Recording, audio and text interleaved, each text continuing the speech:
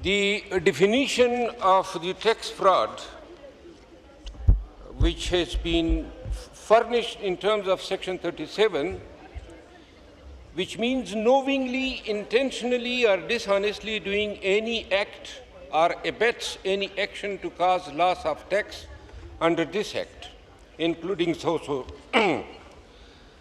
This is not the definition of the tax fraud under the Income Tax Act, and probably both needs to be brought in harmony, number one.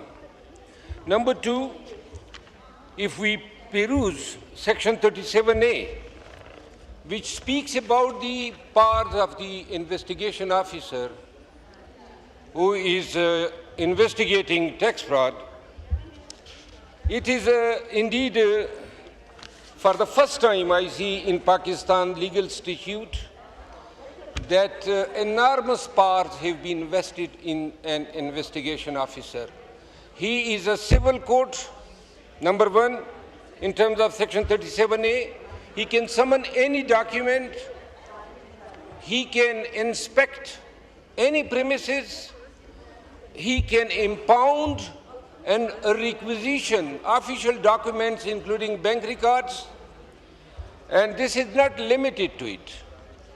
He can raid any premises, and the statute doesn't speak about any warrant, search warrant, whether it is to be required or required to be issued by the customs judge or not. Secondly, if we examine his criminal power, so he is the SHO as well. He can exercise all the powers which are vested under the Code of Criminal Procedure in a station house officer. Honorable Speaker, if we invest Assistant Commissioner of the FBR with these gigantic powers, can we expect that hundreds and millions of people who have yet to sign their declaration, would they be prompted or encouraged to themselves bring within the tax fold? Number one. And secondly, what concerns me is that I believe that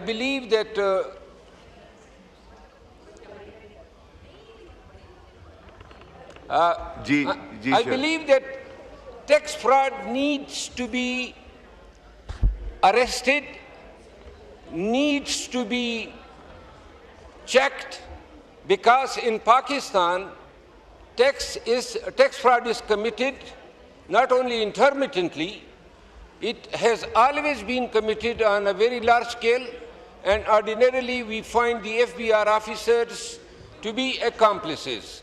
This statute nowhere provides any indication or a hint or a penalty when in case a tax fraud is committed by a company or individual in collusion with the FBR officers. And lastly, Honorable Speaker,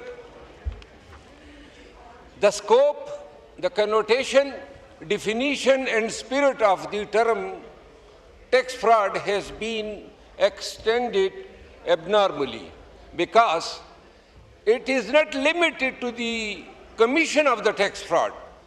Every offense becomes an offense when the offense is committed.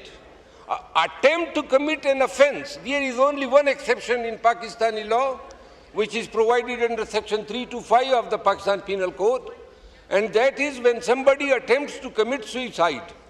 So when suicide attempt is failed, then it is an offense. And once it is completed or accomplished, it is no longer an offense. In this case, the tax fraud, the commission of the tax fraud is an offense, as well as any attempt which may culminate into a crime or may not culminate into a crime. But even an attempt to commit a tax fraud is a crime. I believe this needs to be revisited, because if every attempt to commit the tax fraud is made a cognizable offense, then obviously it will create enormous issues for all the filers, and I believe the Law Minister and this Honorable House will examine this aspect of the matter. Thank you so much.